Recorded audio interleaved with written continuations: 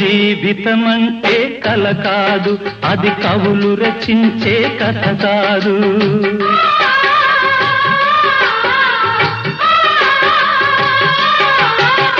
జీవితమంటే కల కాదు, అది కవులు రచించే కథ కాదు.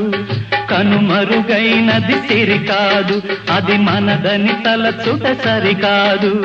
కుడి ఎడమైతే పొరపాటు లేదను నానుడి సత్యం కాదు, ఇది అందరికి అర్థం కాదు.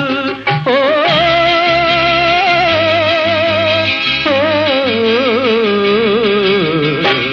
వేగు చుక్క మొలిచింది, వేకువ పొడ చూపింది, తూరుపు తెల్లవారక ముందే కాలం మాటేసింది, నా కళ్ళను కాటేసింది. కాలం మాటే